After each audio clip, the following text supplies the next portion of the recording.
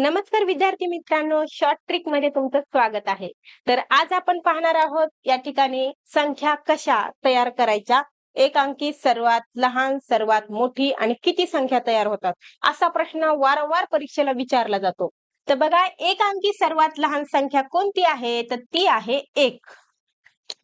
ही काय आहे? नैसर्गिक संख्या विचारतात तुम्हाला. तर नैसर्गिक संख्येची सुरुवात ही 1 पासून होत असते.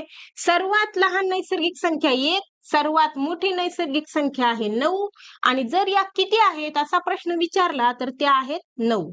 आलं लक्षात? त्यानंतर 2 अंकी सर्वात लहान संख्या ती आहे 10. आलं लक्षात? मागं गेलं की 9 येतात म्हणजे एक अंकी होते.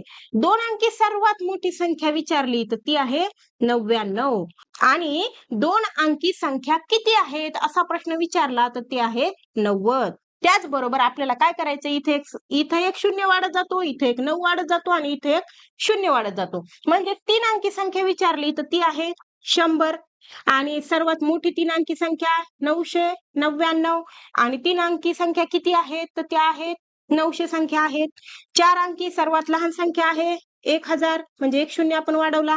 इथं पण एक 9 वाढवायचे म्हणजे 9999 आणि 4 अंकी संख्या किती आहेत असं विचारलं तर त्या आहेत 9000. त्यानंतर 5 अंकी संख्या, तर आपल्याला इथे एक शून्य वाढवायचं आहे म्हणजेच होणार 10,000. इथे एक 9 वाढवायचेच म्हणजेच 99,999 आणि त्या संख्या किती आहेत तर त्या आहेत 90,000. अशा पद्धतीने तुम्ही हा कॉलम काय करू शकता, पाठ करून परीक्षेला जाऊ शकता. तर मग असा कुठलाही प्रश्न विचारला, 2 अंकी विचारो, 3 अंकी विचारो, 4 अंकी विचारो, तुम्ही त्याचं उत्तर लगेच काय करू शकता, लिहू शकता. कुठलेही कॅल्क्युलेशन करण्याची गरज पडणार नाहीये.